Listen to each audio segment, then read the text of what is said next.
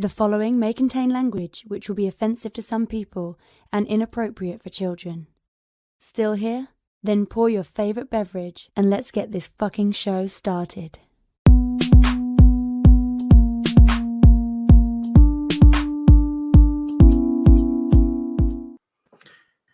Oh, damn it. I messed up already. Fantastic Forum. Assemble. You are watching Fantastic Forum. The premier show about comic books. It's like I've never done this before too, right? There it is. Premier show about comic books and your live weekly conversation about entertainment and geek culture. We are the Fantastic Forum, coming to you live and direct from the House of F. Hope you're having a wonderful morning, afternoon, evening, or night, as the case may be, depending on where you are in the world. And if you're not, you should stick with us. We'll help you take it up a notch. You have the usual suspects in the building. First, he is our intrepid senior reporter. He's next in line for the cowl. He's our resident Dark Knight detective. It's Oz. This juice sucks. Next, he's the backbone, the pillar, the strength of Fantastic Forum, and our strength of Fantastic Forum, and our 9-vulnerable brawler, resident strongman Moses Magnum. What's up? And as for myself, my name is Lawrence Young. They call me Mary Young. Welcome to Fantastic Forum. We got a great show for you today.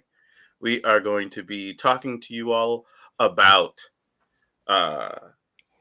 friggin' Helm Greycastle, which, I mean, the series, basically, at this point. We're going to be talking to you all about Hawkeye, and we're going to be talking about the latest and greatest in comic book news, and, of course, whatever else it is that you all want to talk about.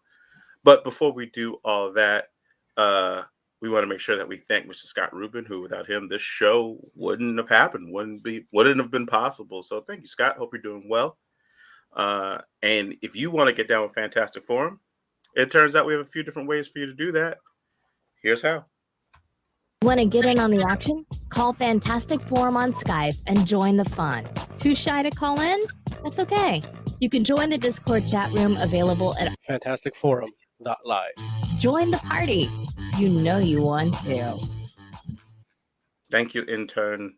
We appreciate you. You're not allowed to address her directly anymore, Larry. Oh, jeez. Wow. They got me out here full Weinstein, right? She had a complaint from last week because you said you wanted to pay her enough to get her into the Hall of F for next Comic-Con. Wait, I didn't say I wanted to get her into the Hall of F. Yeah, you wanted to get, figure out the financials to get her into the Hall of F. And I had to talk Herbert into not firing you. Oh, well, I'm happy that you were able to convince Herbert. Yeah. So we never got a number, huh? A number? Moving right along. We're not allowed to do that. Hector in chat says, when did George Lopez, circa 2011, join FF? He says that every week now. It ends up being funny every week, though. No, it doesn't. It's funny the first time. He does have that 2011 look where after he got the steroids because of the kidney implant. Don't be hating on my swagger. No, man. I gotta do your hair. Jeez.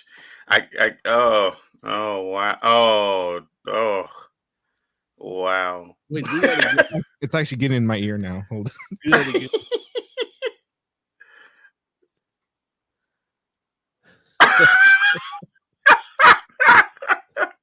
Oh man.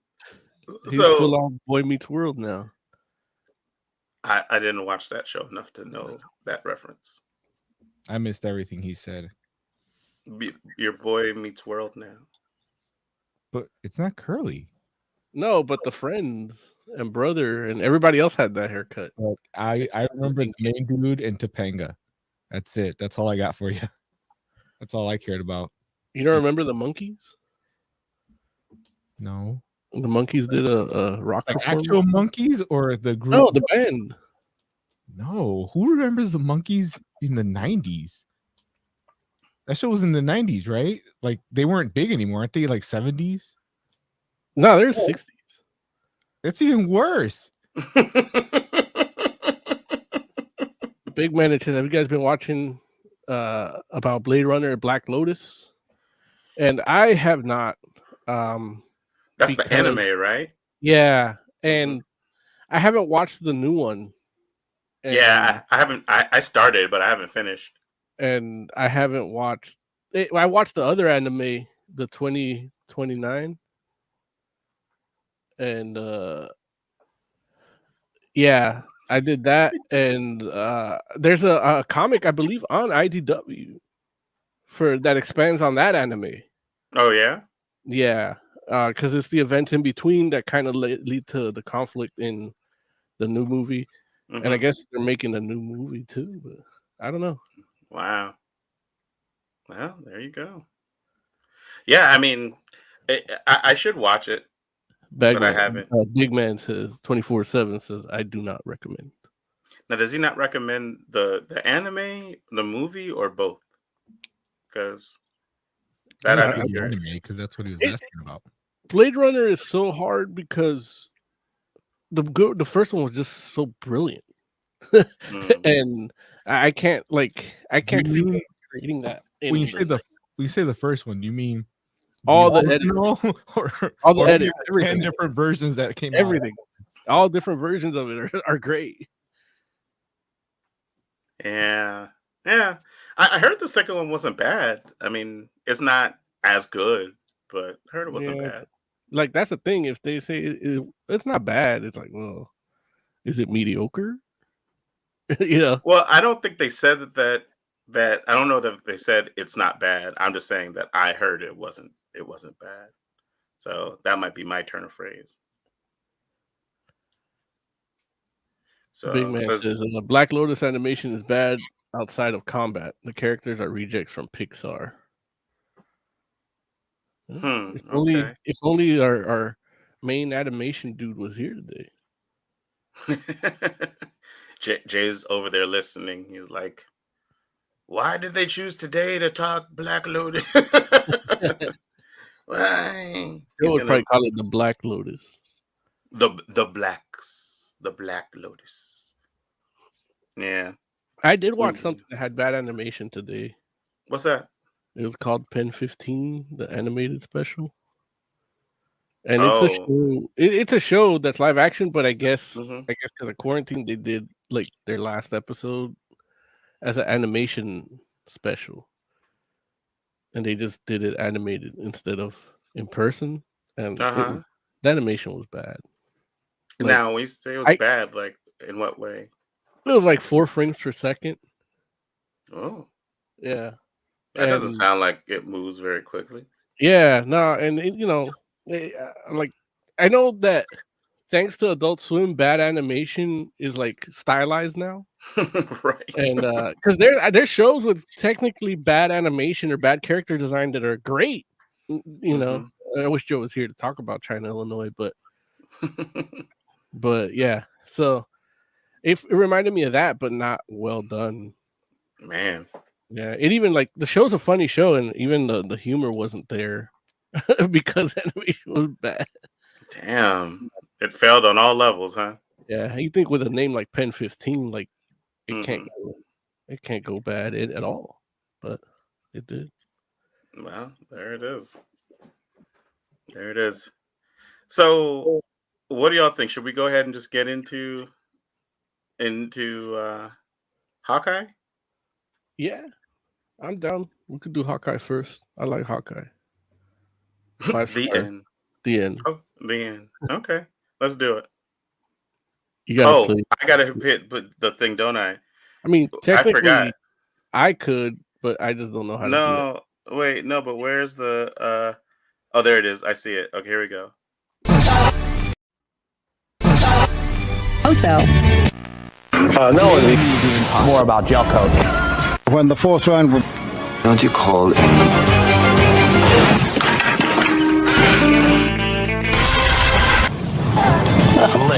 good already? Jumbo Scampi for limited. Who let Joe leave? He's getting paid Darn more. you, Joe. Say what? He's getting paid now, so he could right fuck ourselves.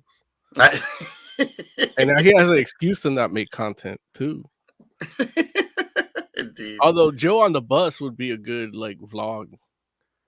What's he do on the bus? He drives. I mean, he rides the bus to work. He said he need to do a handstand or something. Oz went full Terminator 1 style. Yeah. Okay, The move that won me the most battles was a head spin to landing in kind of like a sexy pose with an erection. Wins every time. There's nothing they can do after that. You won. That's it. They don't even stay around. They just run away. That's fair. Are we going to talk about a show now? Let's hope so. God. Hex says, if you had let me know, I would have shown you where the good food was. There's 2 places there. You can never go wrong with Chipotle. They're everywhere now. Chipotle? Everything in Arizona has Chipotle peppers in it. Yeah. Anything you get, it's so abundant that they use it as decorations. You'll see a huge just stacks of red chili peppers everywhere. Just everywhere. It's ridiculous. Yeah. Ellipses. Comment of the week. You gotta take there it is. But yeah, all right. Hawkeye. Yes. Hawkeye, of course, the latest TV series on Disney Plus. The MCU's latest entry, basically showcasing Hawkeye, everyone's favorite Avenger, and his new partner, Kate Bishop. So, they're having misadventures together. What do you all think? How are you enjoying Hawkeye? What say you, Oz? It's a fine little show. It's okay. I don't know. You guys are bigger Hawkeye fans than I am. The best thing I've seen that I really, really enjoyed was in the last episode where him and his wife are working together, even though she's at home making dinner for the kids, and just the way they interact, and she feels like she's a secret agent herself, but she's not. She's really just a housewife that has the internet and can research stuff for him. We don't know that yet. That could be Mockingbird. No, they already have a Mockingbird. She was on Agent of S.H.I.E.L.D. Yeah, but that doesn't exist anymore. I don't know if it doesn't exist. It doesn't. Yeah. It's fine. I mean, Renner's a good actor. Steinfeld, she's great in it too. I do like their interaction, and of course, I like the suave swordsman. I keep saying swordmaster, but that's a different person. And I was doing that all day at Comic-Con too, when I was talking about it. I kept calling him swordmaster, and then I just gave him a dumb look, yeah. It's fun. It's entertaining. I like it. It's fine. Okay. Moses, what say you, man? I'm mad at you, Larry, because Why? You didn't tell me that he was the guy from Señor Avila, the HBO Latino series. I don't know what that is. You know what it is. I told you about it. It's the show where he's like the mob hitman / cremator.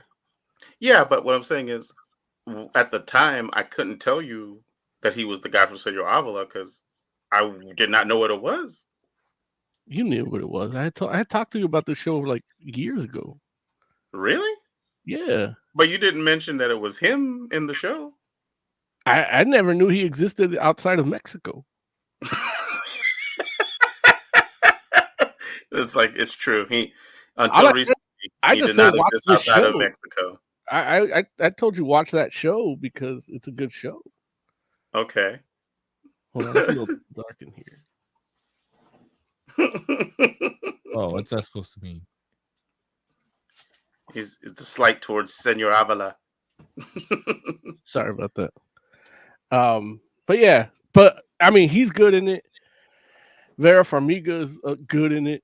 Haley Steinfeld's really good in it. Jeremy Renner's like better in it than he's been in anything. Linda Cardellini's great. Like I said, like her being his like oracle and housewife is a good touch. Mm-hmm.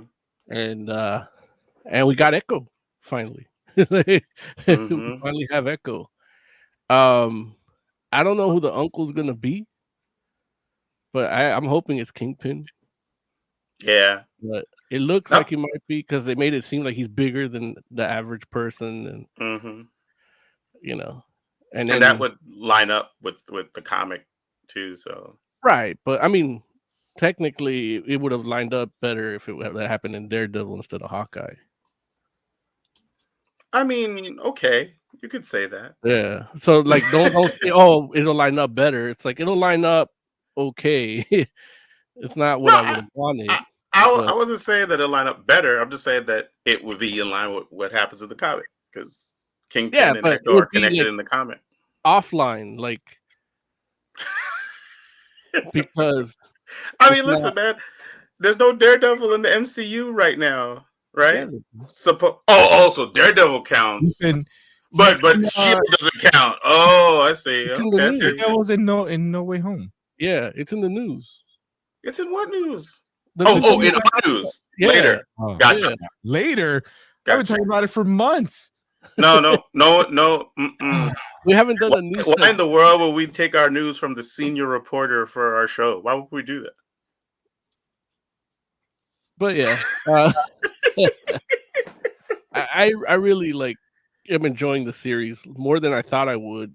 Yeah, because it's Disney's Hawkeye, and yeah, but it's doing good shit, man. I mean, I don't. I like. I like it. The pin particle arrow, like the trick arrows, like they're doing shit that they didn't do with Green Arrow. Yeah, and he's the one that's mainly known for the trick arrows, even though Hawkeye does have his, but it's not like you never see a picture of him with a boxing glove arrow. You know, like you can't picture that in your head, but you can picture Green Arrow with it. You know, right. But yeah, it's really interesting because, I mean, you all know, like, because we've been doing the show long enough that when they were talking about doing a Hawkeye comic book, I was kind of like, you don't need Hawkeye comics just because, you know, in my mind, I'm like, where Hawkeye thrives is in the confines of the Avengers. You always say that, but you're always wrong. Well, I said it until we had Matt Fraction's run, and then I was like, oh, okay, I was absolutely wrong, and I'm like, Hawkeye comics should be a thing. And and I think you're absolutely right in what you said, Mo, in the sense that you're like, this is the best stuff that we've seen him do. I don't feel like that is any slight against Renner necessarily, though, just because they don't give him a lot of room to do stuff. Like I feel like Endgame was the most meat that they've given Jeremy Renner inside of all of the MCU stuff, and now that he's getting like obviously his own, or he has his own show, it's no surprise that he's showcasing himself. Even though I do think that like friggin' Kate Bishop steals the show a lot. Like she's like, it's like she's really good. I think they do really well together. They do. Those scenes when they're together are it's like it's like a thrust and parry of great acting. Excuse the pun. I don't know what thrust and parry mean, but I heard Frazier use it. What are you gonna say? I'm sorry before I cut you off. It's her show, isn't it? It's her becoming the new Hawkeye. I don't know if that's true though. Like I don't. You think That's why it opens with her. It's her show. I don't feel that way. Yeah. I feel. And don't get me wrong. It's she's a big part of it, obviously. Yeah. But I don't. I think they're doing a good job of keeping it like kind of balanced. Like it's their show, definitely. But I think season 2 would be her show mainly if they don't want to have to pay the contract or whatever for Jeremy Renner. They set up something good where they could pay her more or less because she's a lady. But I feel like Jeremy Renner is not like he's not the money pull. Like Jeremy Renner's not out here like he's not. Look, he went through a divorce during all this shit. He needs the money. You said he needs the money. Larry's haunting. I'm sorry, what? You're haunted. Yes, I'm haunted. Sorry.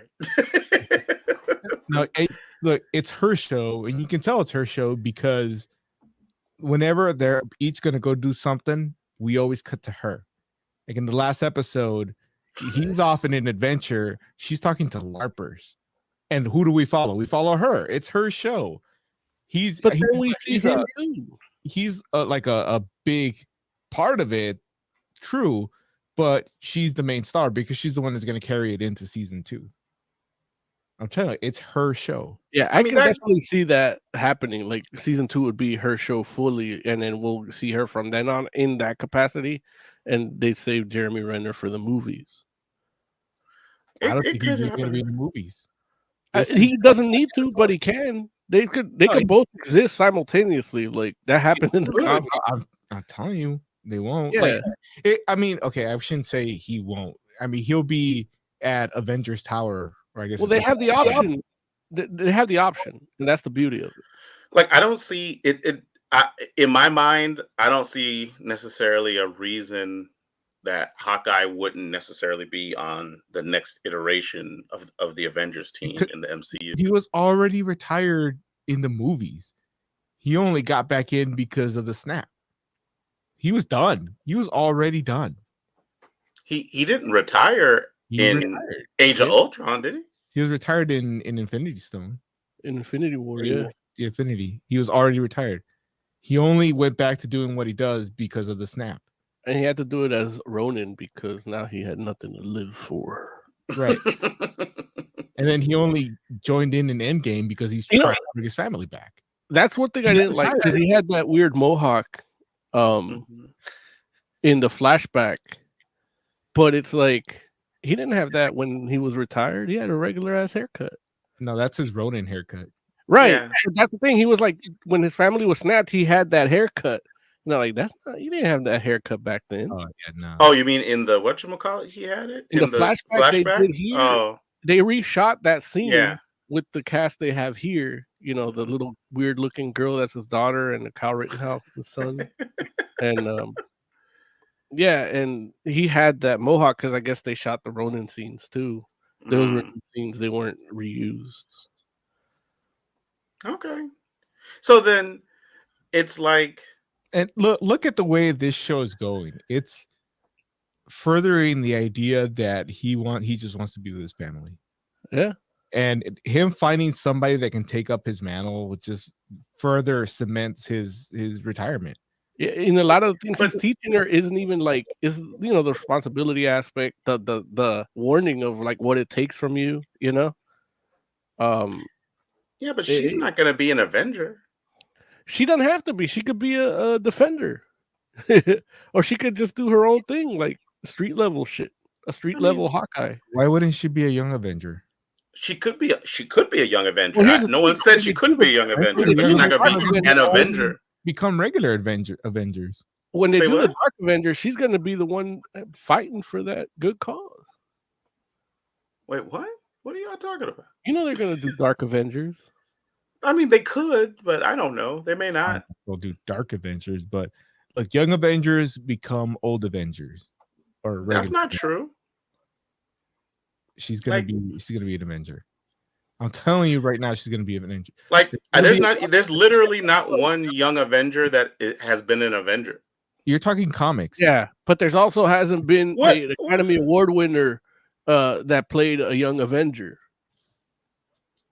Yeah, you're talking comics, Lawrence. We're talking movies. Two totally different things. Don't I mean, there are no Young Avengers in the movies, so that's what they're building. Okay, so why would they not just go to that versus become Avengers? Because once they're old, they become regular ass Avengers. Look, the current day Avengers aren't going to be there forever. So you get in the new kids that you're working on now. Yeah, I feel like they got a whole slate of people to be Avengers already. That, you know, it's like, why am I putting like who? You got Shang-Chi, you got Doctor Strange, you got Doctor Strange. We don't know what's up with him because from what I've seen in No Way Home, like he's out of it. So wait, he might be indisposed. So you don't feel like Doctor Strange can be an Avenger? He might not be what you think he is in after you see No Way Home. I don't know. We'll have to see. We'll have to see. And then you got Scarlet Witch, which she again. No, Scarlet Witch. Yeah. Scarlet Witch. I wouldn't say, but you got Sam Wilson's Captain America. You got friggin' Winter Soldier. It's like, you know, you got Vision still. It's like there's a whole. Again, we don't know what's up with Vision either. I mean, he flew away, but if they need him, he'll come back or they find him. Either way, like, you know. Yeah, so, and probably by the time you get to that next Avengers movie, you probably have She-Hulk. And so it's like... Yeah, Larry hates Ant-Man. No, Ant-Man's around. He hates the Wasp. Nah, both of them should be on the Avengers. Like, Lord knows. It's like... I mean, well, not... I guess I shouldn't say both of them because neither one of those versions of the characters are actually founding Avengers, but it would be cool if they're whatchamacallit, if they're on the show. Everybody been an Avenger at this point in the comics? Not everyone, but most people, yes. Right, so why do you have to bring up that they're not founding Avengers? Like, they don't have to be founders at this point. No, I'm not saying that you have to be founders. What I'm saying is they should be on the team. It makes sense. In fact, you know, that basically proves, or not proves, but that's the argument I'm making for you, where you're like, hey, hasn't everyone been an Avenger? It's like everyone pretty much has been an Avenger, except for the people that you're trying to say are definitely going to be Avengers. Like, friggin' Kate Bishop's not an Avenger. It's like, 2021. It's about time. Nah, it's all right, but she'll be great in season 2 of Hawkeye. Like, I would definitely watch her. Another aspect of this show that I really am enjoying is like watching Hawkeye do Hawkeye stuff, like with like shooting arrows in precarious situations. Yeah. And it's like, you know, it's like I didn't realize that I would actually get as much joy out of watching that. And, you know, I know that a lot of it is you know, Hollywood stuff. Like, it's not actual archery, but some of it is, and that's cool. Like, I'm sure there are people out there that know how to use a bow and arrow that are like, ugh. Yeah, but, I mean, look, when you talk about, you know, nerd hierarchy, they're at the bottom. The archers. Yeah, the archery nerds, like they're down there with the Doctor Who nerds, the classic Doctor Who nerds. They're like, give me the third Doctor. Yeah. It's like, what? Yeah. It's like they only listen to the radio specials. Right. Yeah, but no, man. So I'm just like, but it's cool. Like, I mean, and it's interesting because, you know, 3-4 episodes in, they're still finding like interesting shots for both of them to take, you know what I'm saying? Where it's like, you know, it could easily become like stale because you just be like, you know, at the end of the day, it's a bow and arrow, and you know, it could easily become the Deus Ex Machina, hit the marksmanship, you know. But they're doing it good so far. Mm-hmm. I really liked what they did in the latest episode, which, you know, you know, in case people haven't watched it, I won't spoil things or whatnot, but the fact is, yeah, exactly. Like, you know, there's like a point where Hawkeye actually, you know, shows Kate Bishop like how to do something, and it's just like, oh, that's cool. Like it was like, and I think that speaks towards what you were talking about, Mo, where they have like good chemistry, and it's just like it's interesting to see their particular dynamic. Well, it's like Mo said, would put those two together in a scene, and it's amazing to watch. They're both really talented. Yeah. And Dalton, man, that guy is so charming, man. He's so charismatic. Like, it doesn't matter what he's doing. Where he's being good, where he's being bad, whether he's not sure which one he's doing. I'm just like, man. It's like I just want to hang out with him. Larry has a man crush. But he's good, and it's interesting because hear a no. like it's like he like everything I've seen him in, he's been playing like a variation of himself, but it works. Like I don't feel like the same person that he's playing in this show is the same character that he played in Better Call Saul. Is he similar to the character he played in that show in Spanish that I just forgot? Yeah, in Señor Avila. That's you, fool. Answer it, Larry. Answer it, I don't know. I don't like. I don't know. Does the show even have subtitles? Do I have to watch it in Spanish? They have an English language track. I don't know. It was made by HBO Latino for HBO worldwide, so they translate it to every language that they offer HBO. But so when it has the English language, that too, like the way he is in that, because he's a stone cold killer.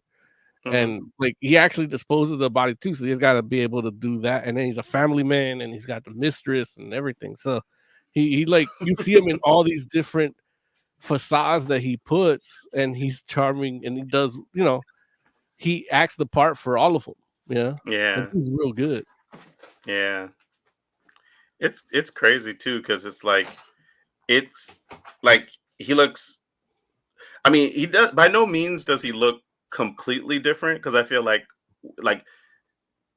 when he has the mustache versus when he shaves, it's definitely a different kind of vibe. But at the same time, he's recognizable. Like you can tell it's him. It's not like some people where they shave and you're just like, I don't even know who you are. I don't know. I saw him with that mustache and I didn't recognize him at all. Really? Yeah, like wow. I mean, let's see here. Let me share this screen here. I recognize him, but because he has a mustache in Better Call Saul. He does have a mustache in Better Call Saul, but I feel like I've seen him without the mustache, and he looks like the same guy, but the mustache definitely is a different vibe. It's a different vibe, but yeah, but he's cool, man. I'm just like, dude, I like. Here's the thing too. The other part about Hawkeye that I'm like, oh, like. This joint's only going to be 6 episodes. And we're 4 episodes in right now. Yeah, they better start getting some plot in. So I'm just how like... How many episodes is going to be? 6. Okay. So I'm just like... Nah, we're good. We're good. We're good. You're worried about the plot, but you're thinking of like... I was just worried about the plot, but he's thinking because there's so much what in these episodes, but we're right at the buddy cop breakup. Like that's halfway through the movie. Like it's 6 episodes. They basically shot a long movie, a 2-hour, 20-minute movie, and we're at the halfway point. And they just edited it into 6 episodes. I know, but we're at the halfway point and they've added a new character. Yeah, but that's not but the thing is that it's not entirely new character because we know who she is. He or she? You know who she is. You saw her at the end with Black Widow. Or did we? Yeah. It's like Julia Louis-Dreyfus, ladies and gentlemen. No. I mean, she is in the MCU. Like that could totally. Like, that's what it looks like there in that show. What Wait, why does he look older? Because some people when they shave, they look older. Yeah. So wait, like it has an English track. Does he do the English? I don't think so, but he might. I don't know. I watched it in Spanish because I speak Spanish. I don't need to watch no English like translation, like where they don't know how to say carajo in fucking English. That's even there's no translation. I think it's like a native word that means shit or something equivalent to saying "oh shit," but it doesn't mean shit. Yeah, it's funny when I'm watching an English TV show and a Hispanic character comes on, played by a Hispanic actor, like somebody who actually speaks the language, and for some reason, when they throw in those Spanish words, it still sounds awkward.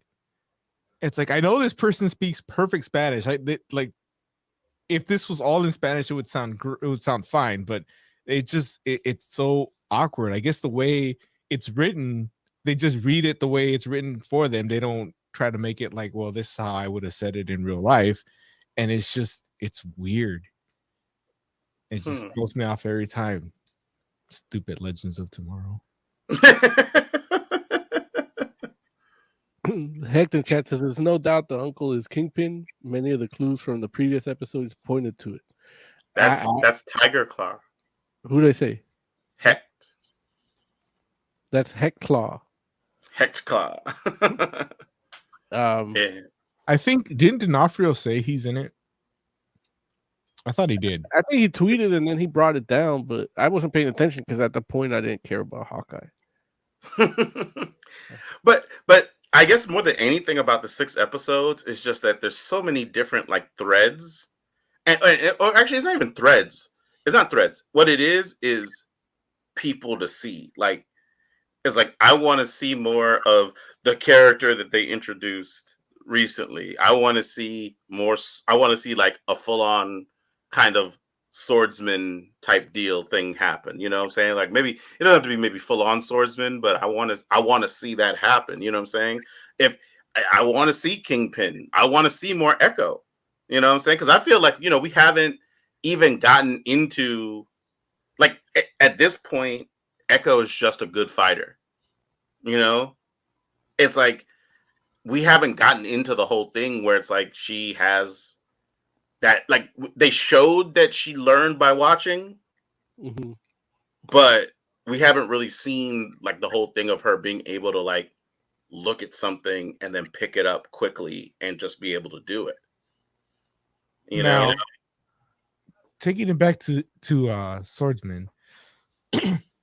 So Kate Bishop's mom is gonna die, right? Because then Swordsman's gonna meet Mantis, and they're gonna have like a superior being child of some sort. Yeah, like that's gotta happen, right? Not if Moondragon has anything to do about it. Not only does it have to happen, but it has to happen in time for Guardians 3. So, like, they should have already shot that. Right. It's like, and the Guardians can spin directly out of Guardians into the Infinity Watch show or the Infinity Watch. And then we get the movie Mantis and Jock show. The Mantis and Jock. Well, they've been calling him Jack, but it's Jock, right? He's his name in the comics. I don't think. Well, this isn't the guy from the comics. Like, you're expecting shit to be like the comics. Yeah, I'm making the same mistake Lawrence makes. Yeah, I keep telling you, motherfuckers. Like, don't start. Once you start thinking in line of comics, you're gonna shit sucks. Because really, like, this show is, you talking about, oh, you want to see these character moments. I want to know about Hawkeye's childhood with his brother, and I'm not getting that in this fucking show. Why do you want to know about that? Because that was one of the best parts of the comic. Like it delved into his childhood and his development as a person into being the assassin, the criminal, and the Avenger. You know, and we didn't get that here. The closest thing we got is like, you're not going to get anything from Hawkeye, something with his childhood. And I'm like, yeah, keep taunting me, motherfuckers. Lucky I'm not putting this shit in line with the comics. You got I the wouldn't dog. be enjoying it. Yeah, got- I don't give a fuck about no dog. Nobody walks the dog. The dog shitting himself. Does the dog in the comic only have one eye?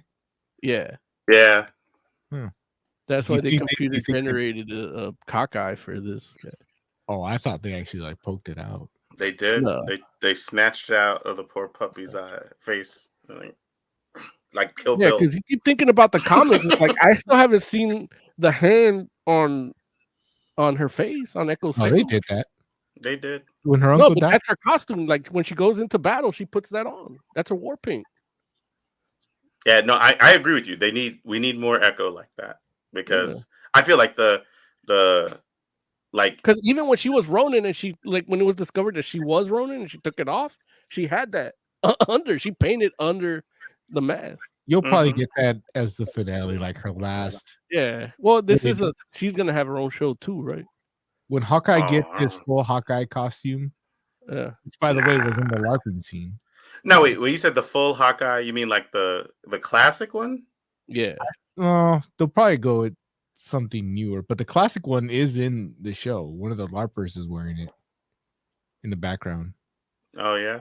Yeah, you probably didn't see it, Lawrence, because you don't know comics like I know comics, but I recognize it immediately. Exactly. I'm just like, oh, if only I knew what Hawkeye's classic costume looked like. I can't wait for it.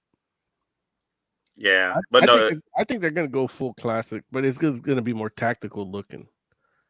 You know, I mean, because his original costume was more like the archery competitor in the King's Court type. Yeah. With the little skirt thing that doesn't cover his thighs. Yeah. But haven't they already like shown him in the like matte fraction like Hawkeye outfit already? Like in like that's kind of what his original shit was, but yeah, that's true. It was more of the ultimate than the matte fraction. Right. I feel like the matte fraction one or the David Aja one is what. Well, let's call it like what it is. It's all those archers decided to look like Shaft. Like Shaft from Youngblood. That is true. That is, you're right. Yeah. That is a Shaft. Like all those archers had their like, he looked like the archery competitor in King Arthur's court for Hawkeye, and then Robin Hood but then out of nowhere, everybody just looked like Shaft. That is hilarious. It's true. It's true. See if I can bring a picture of Shaft in. It's like, but it's not like original Shaft. It's like, I feel like maybe like one iteration in, but yeah, it does end up looking like Shaft, and I'm sure original Shaft had the Kirbyism, the Kirby influence with all the flair, which is what Hawkeye had. But like, I mean, I would just say the shoulder pads, because there's a lot of shoulder pads, which it's Liefeld, so that's Liefeld loves those shoulder pads, especially back then. But yeah, I should have pre-produced the show better. I can find you a Shaft picture. But like a full comparison of all the comic book archers and their development, like because even like there's a Shaft image here with unnecessary armor, but it is like archery armor. Like if you're the archer, like this is the parts of your body you want to cover. Yeah. Because if you get hit here by another archer, you're gonna die. You're gonna die. But yeah, and have a bad time. And then there's a cartoon Youngblood. Yeah. Like more animated looking one. Let's see if I can bring that one up. Yeah, man. But it'll be interesting to see. Like, I mean, I feel like, and it's crazy because like we basically have been getting Kate Bishop's like costume, like her initial costume, like throughout the show, like just what she wears. Like Kate Bishop Hawkeye, because Kate Bishop Hawkeye is very like low key.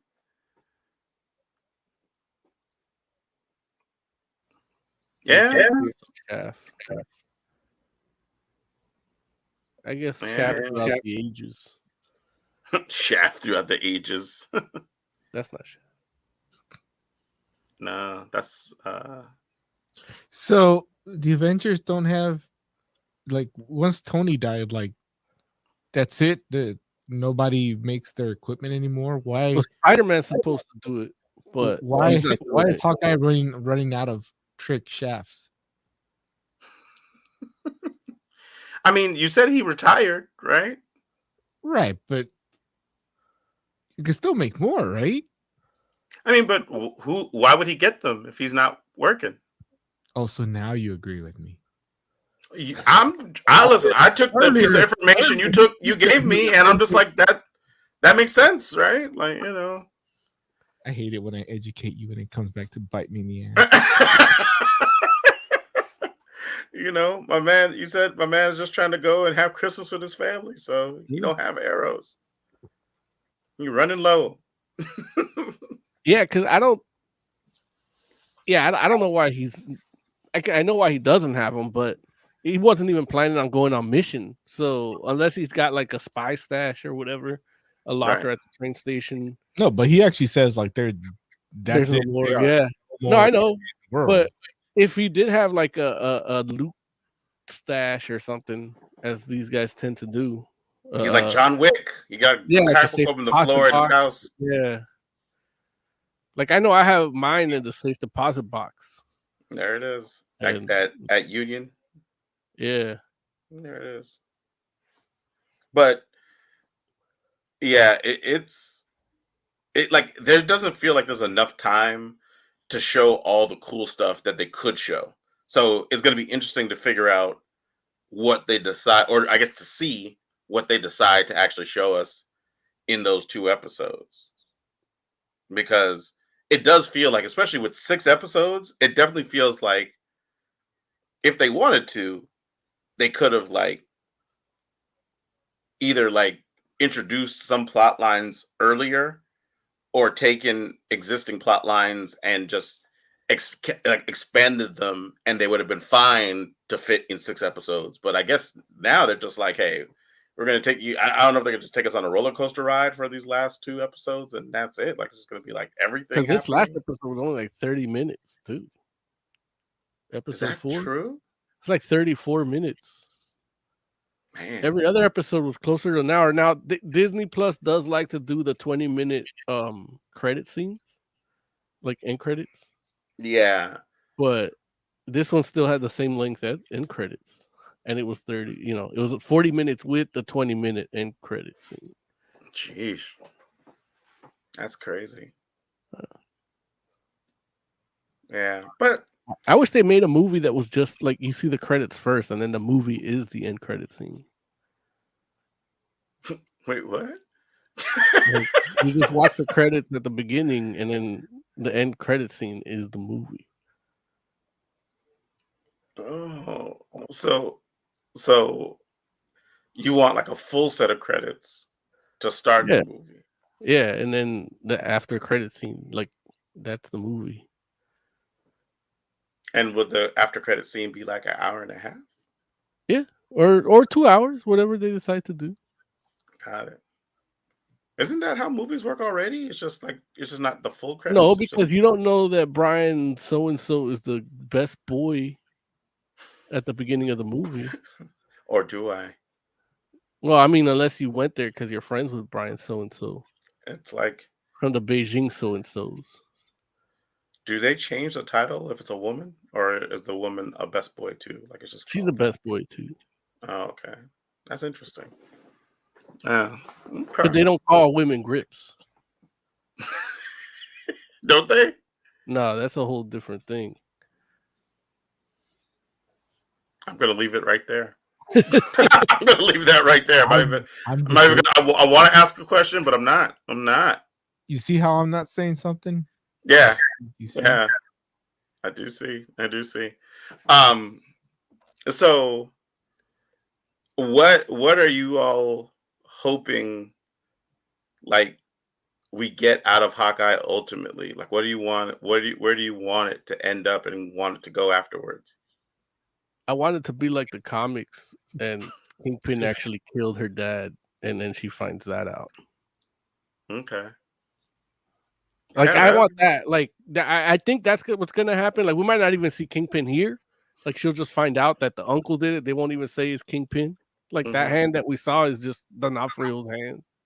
Yeah, but and that's it. You know, because I do want this to end like in a good pace. Yeah, for these 6 episodes. So filling it with you know, Kingpin drama for her is like, nah, I'm still looking at this Kate Bishop Hawkeye relationship, you know.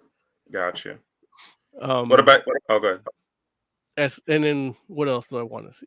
Yeah, I basically that's I'm probably not gonna get my Maya Lopez face hand thing till the end, because that's probably what she's gonna do in her series. You know what I mean? but she had the sun on her jacket, which that was kind of cool. Is she getting her own series? Was that confirmed? I remember hearing it rumored. I don't know if it was ever confirmed. There was a whole thing where they showed a bunch of screenshots. I don't know how real it was, but I posted them, and I'm like, which ones are you excited for? And it said Echo. So I think she's getting her own series. What about you, Oz? Oh, wait, hold on. Go ahead, Mo. Tiger Claw says, I want Hawkeye to end with Hawkeye finally being home with the family in time for Christmas, which is the point of the show. That's the point. It's like all we were looking for the whole show is Hawkeye to be handing out gifts to his kids on Christmas. That's the beauty of it too. Like they set it up like 6 days till Christmas, and he's got to fix everything and be 6 episodes. Yeah. Yeah. So what about you, Oz? I want Hawkeye's family to get Frank castled so Clint Barton will finally go out and do something interesting again. Well, that's what we saw with him as Ronin. Like that. That's what I wanted the Hawkeye show to be, was just flashbacks of him being Ronin. So like that's the whole series I wanted, was him being Ronin. Man, read some fucking comics. I like Ronin. No, you don't. You're right. I don't. You don't. You don't like Ronin. You never read Ronin. You never seen Ronin. You think you've seen Ronin in MCU, but that ain't Ronin. It's close enough. Ronin was slicing down fucking hand assassins that turned out to be Elektra. And it's like, whoa, Electra's here. And then it was a Skrull. Yeah, they're not gonna do that. It was so good. Amazing. It was so good. New Avengers 11. And then she took off her mask and it's like, oh, it's Ronin, it's Echo. Like, because Ronin was doing all this crazy shit and nobody knows who it is. Yeah. And then it's like, oh shit, it's Echo. And but there's a fuck about Echo. Don't think about Echo. Think about it's a Skrull. Electra's back into the Skrull. Yeah. You're right. The MCU would be a much better place if they hired us. Yeah. And the thing is, we would do it for practically free. Well, they listen to us. That's the good thing. At least they listen. They listen to us post production. Yeah, they've already screwed up when we get to them half the time. But they're good at fixing it. Yeah. I don't have any confidence in myself in regards to making good you don't Marvel movies. Well, look, you don't have confidence in us, like as a show, like how much influence we have over these things. No, that I believe. I know how much influence. Or it's like they changed Spider-Gwen's shoes. We did in fact change her shoes with consent. With consent. Yeah. No, but I just like I would make a movie I would love. I don't know if anybody else would like it though. That's really what it boils down to. I think that's where my compromise goes with these things. If they did say, hey, we've seen your show, you know comics, why don't you help us with this? I'd be like, all right, I'm gonna make this movie for you. Like, I'm gonna tell you what to do, but you're not gonna want to do all of it because there's bigger plans for the franchise or whatever. But you got to get these things right, I don't know if you make a movie, how do you say it? A truthful adaptation of a story that anybody who read it thought it was amazing, and then present that to people who have never read the story. Like, wouldn't most people also love that? Because it's a great story. Just some people weren't into comics and never picked it up. Well, look, that's a beautiful question, and it could be a good topic to talk about. But let's rate this, and then we'll go back to that question because that way we can move on too. Okay. Yeah. So Mo, what would you rate Hawkeye? So far, it's a 5 out of 5, man. Like everything's hitting on. Like again, I'm not thinking of it like the comics, even though people that think of it like the comics are mad about the artist not getting his respect or whatever. But I'm like, I'm mad I don't get to see him getting beat up by his brother. You want to talk about comics? Let's talk about that, you know. But that's a whole other thing. And but yeah, the show itself is doing good. And look, I'm pretty sure that was it David Aja or whatever. I think it's Aja. Aja. I say Aja because he's probably going with his money and don't have to deal with any of the fame like that. Like people, the few people that know his name is the comic book people that'll pay more for his art than the people that like the show that would probably not pay for his art. Yeah. But aside from that, like the show's hitting like, man, like even when I saw that the Romanoff sister, like I knew who it was right from the get go. I'm like, yeah, I recognize that fight style. Like it was tight. That whole scene was fucking tight. Like it's probably why that episode was so short because that scene was long. It was a 10-minute like fight scene with drama in it. You know? And I like 5 out of 5 for me. Okay. Five Pym arrows that turn gigantic out of 5. Having only watched up to episode 4, I'm probably gonna have to go 5 also. Because even the scenes that in any other show would slow down, drag on, kind of get boring, like the Christmas party, I'll call it, was amazing and fascinating to watch. And how that leads up to the training session and just everything that happened. Like those two are just good together. Yeah. And yeah, even what should have been the most boring scene of the episode was still great and kept my attention.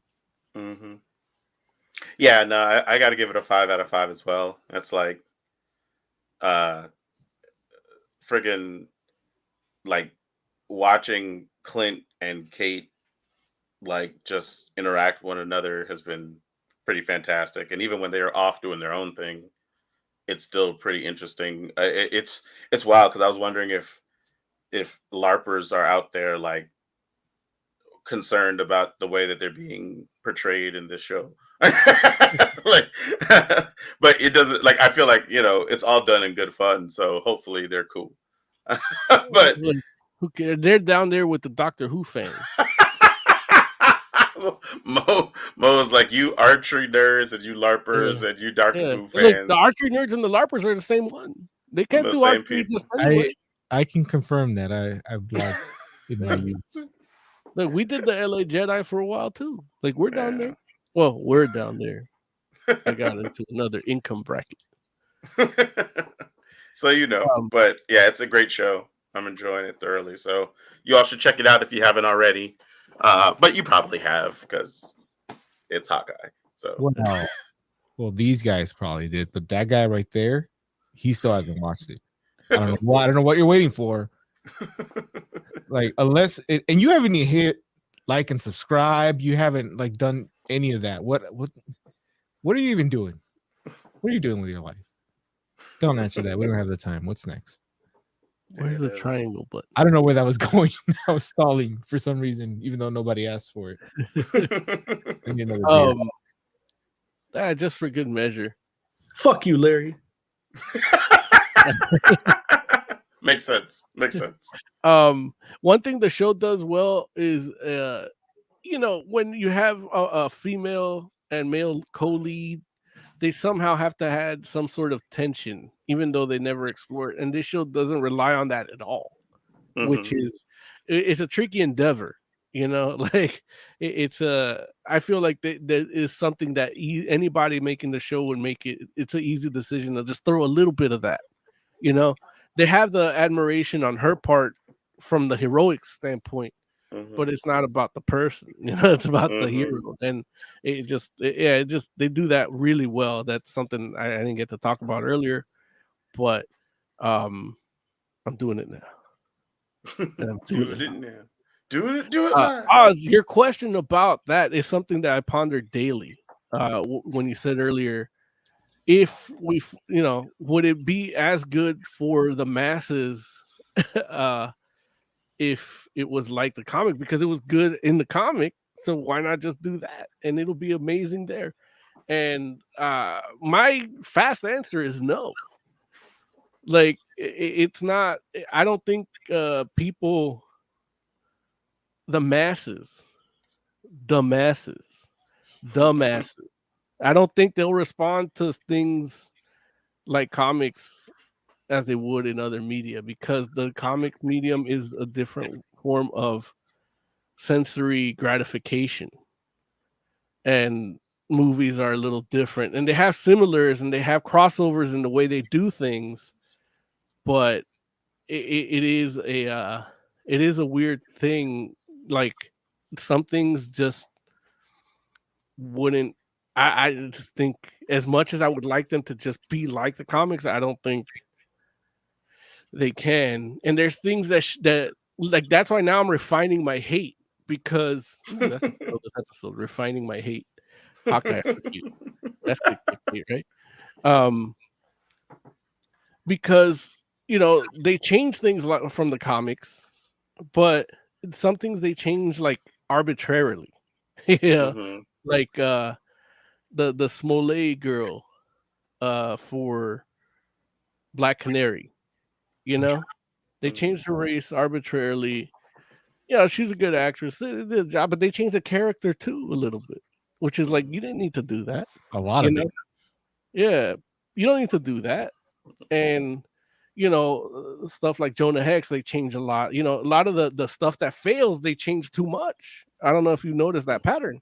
When they change it too much, like, oh yeah, that's why you didn't. If it was more like the comic, you probably would have liked it a little better. When I talk to people about Eternals, that's one thing that comes up, where it's like, yeah, they made them into this, and they're like, yeah, I wasn't feeling it, and it's like the stuff they weren't feeling were those changes, and so I think across the board, the quick answer would be no. They wouldn't like it if it was just because it was great in the comics. I don't think the masses would really like into that, because the mass taste, they like certain things.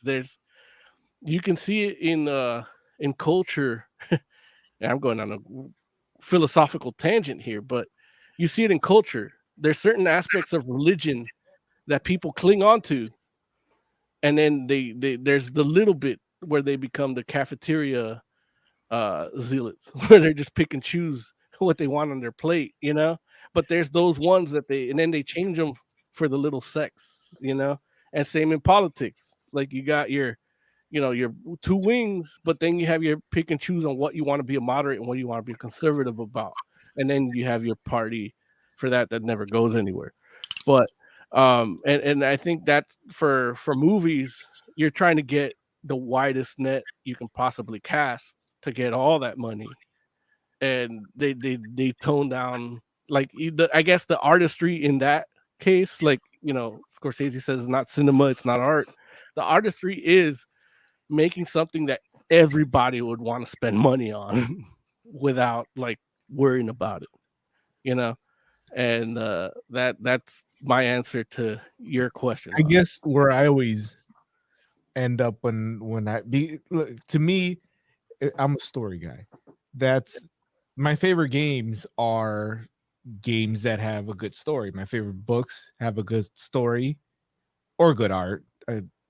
A good story will make me forget about bad art, even though to me art, like the visual, is more important normally. Yeah. So I always feel like if a story is good and you're telling a good story in movie media, it should have a mass appeal. But having said that, I also understand that a lot of people just want to watch big action spectacle. and that's reinforced whenever a Transformer movie comes out. Mm-hmm. And I see that, and like it makes so much money. If Fast and Furious movie comes out, and it makes so much money because it's a visual spectacle. Yeah. And more people love that and don't really care about story. But even if you break that down, like if you actually want to write a thesis about it, and you see what those movies have that makes them crappy to us, and it's just a synthesized version of everything we like in other things. But they play to the strengths of what the most, like some of the things that I like in other things in terms of like Galactic Civil War. A lot of what I like is more about the characters living in it. Mm-hmm. But people like the action. So they'll show you just the action, not why the Predacons and the Decepticons, like why each of them potentially could be right or wrong. You know what I mean? That's more explored in other mediums like comics or novels or, serialized format.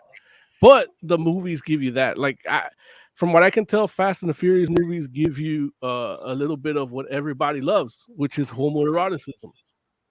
And a little bit of and the phallic nature of reality that worshiping the penis, and it's really like it's done in a way where it's done through like, because a lot of the look, again, I've only seen one movie, but from the trailers you see a lot there's girls in it and there's dudes in it, and the dudes in it care more about the other dudes than they do about the other girls. And even like when they show The Rock, what does The Rock do? He like changes the path of a missile to go where it needs to go, helping another penis achieve its goal. Like, so yeah, it gives you that, like that it makes like everybody loves penis, and that's why everybody loves Fast and the Furious. They only get bigger in number, like inches. And they make more money the bigger the number is in the sequel. That's why they're stopping at 9. Yeah, because after that it's just uncomfortable. Well, they would have to have more black people. The Rock just left. Oh man, I will say this. I feel like when it comes to adapting things and it like being like true, I think it just depends on the source material, because I feel like there's some things that lend themselves to being adapted directly, and it works, and there are other things that don't. Like like something that I enjoy personally that just comes to mind off the top. Like I loved reading The Lion, the Witch, and the Wardrobe, and I've read it. Like I read it as a child, I read it as an adult. It's a book I enjoy reading. The movie was just boring. and it's just one of those things where like it just kind of shows like the difference in regards to like mediums. Like reading that is interesting to me, but watching that I'm just like, I don't know if I need to see this. You know what I'm saying? Like it's like and that joint is adapted pretty faithfully. And I was like shocked by that, because I'm just like, man, I didn't know that this was going to be like this. It's like, this is what I would have asked for. But now that I'm watching it, I'm just like, we maybe should have spiced this up. Maybe give him like, put like He-Man on the back of that lion or something. Right? Is that something? I don't know. Like I'm just like, this was a bad idea.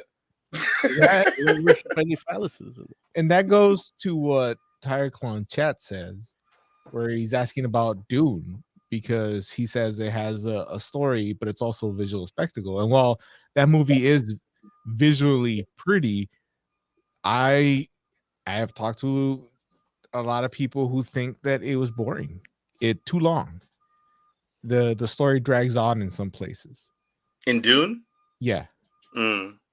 Same people that will line up to see the next Fast and Furious, the next the next Transformers, whatever that may be. And another like when you talk about like Narnia, Larry, like for me Narnia, the closest thing to Narnia is The Dreaming Sandman, where it's this weird fantastical horror story, and adapting it, like I'm trepidatious of, if I can use that here, of like what, like even thinking of what it's gonna be, because I don't think they're gonna do it right. No, even if they like, I think if they do it right, it's gonna be a failure, and I don't want it to be a failure.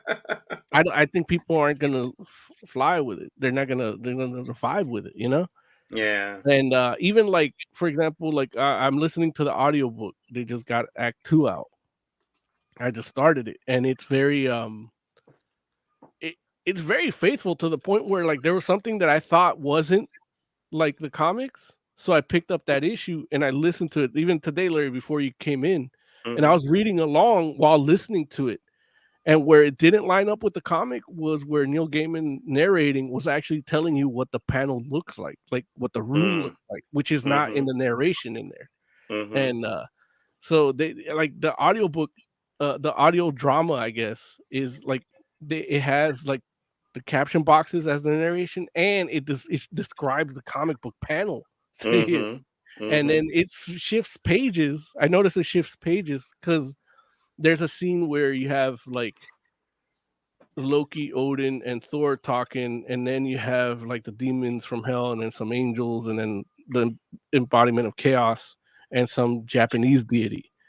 And they're each saying one thing in each panel, but instead of just the audiobook, what it does, it describes what they all look like on that page first, and then goes to what they say in each panel. And I was like, wow, like I don't know, like even from a cinematographical aspect, like when you do that in a TV show, like how's that gonna look? Where they all have a distinct design. Are you gonna focus in on them a little before? You're like, how do you do that? And that's part of like, it gives me a little bit of, I guess I could say, anxiety. Like as we get closer to the TV show, like I'm like, man, how are they gonna do this on the TV show? Like how are they gonna do? I know, like for example, like we had Lucifer, but that was a departure, and people loved it because it was a departure, because it's a sexy dude that like plays to your temptations, the bad boy. But Lucifer is genderless and fluid, So it's like I don't know what, like how that Lucifer. I don't like. It's interesting to see like Lucifer fans to watch that scene in Sandman when they deal with Lucifer. And see what they think, because it's supposed to be the same person. Yeah. I love that Lucifer series. Not that Neil Gaiman's name should not be anywhere near that. Yeah. Like no, that's not even close. Because what happened to hell in that? Like it was just there, right? At the end when the show ended. No, like when he left it, like. There was nobody at first. One of the angels was looking after it, but then he ends up on Earth too, and then it's just nobody is watching it. Then that actually, at the way they ended one of the seasons, was the demons realized there's nobody in charge, so they were planning to just go to Earth and do whatever the hell they wanted, and that meant Lucifer had to go back to keep them in check. Wow. But yeah, hell was just there. Because in Sandman, like he actually, like there's an issue where he just closes down hell, like kicks everybody out. Like, hey, you don't gotta go. You don't gotta be here. You don't gotta go home, but you can't stay here. Oh, this will really get your agita up. The way the show ends is Lucifer realizes that he needs to be a therapist in hell. to get people to rid themselves of their guilt, which is what was putting them in hell to begin with. Because once you rid yourself of your guilt and you don't feel like you don't believe that you need to be in hell for what you did, then you get to go to heaven. So he becomes a therapist in hell, and that's his job. So in the comic, he says, well, they say, Lucifer, these humans are fucking idiots. They're here trapped because they think they did something wrong. and they're just they're not owned by me. I didn't make them do anything. God didn't make them do anything. They did it all themselves, and they just don't want to take responsibility for it. And that's why I'm closing down. So everybody that was in hell just becomes a ghost and comes back to Earth as a ghost. Wow. I mean, in the comics, doesn't he at some point create his own universe because he's tired of ours or something? Yeah, I mean that's further down because he goes into another realm because he doesn't do well. The show supposedly the show that you watched was what happened in Sandman when he was at the bar and stuff. And he opened up a jazz lounge, and then yeah, it just goes in the from comics. In the comics, Lucifer has a scar, and the fact that he has it means something. Yeah, there's a reason why he never. The one on his back? No, on his face. On his face. Oh, okay. That means something. Like there's a specific, because he could have just healed it. There's a specific reason that he keeps it. In the show, Lucifer doesn't get that scar. He gives it to his brother Michael because he's a twin. He was pretending to be Lucifer, and now he's got a big giant fucking scar on his face. He can't pretend to be Lucifer. That sounds retarded. Right. Yeah. That's what I'm saying. It's not Neil Gaiman's thing. If they would have just said, "Oh, it's a show about biblical Lucifer in modern times," it would have been like way more acceptable. Well, to me, people don't care. I care a little bit. You care more, but but people don't care because they just want the guilty pleasure. Yeah, because they never read any of the books. They don't care. No, but the thing is, they don't need to because the show gives them the bad boy, the ultimate bad boy, the titillation of watching something unfold for an hour at a time without any responsibility or repercussions. I agree. He's hot. All right, we should probably go ahead and get to our review. Yeah, I'll play okay, cool.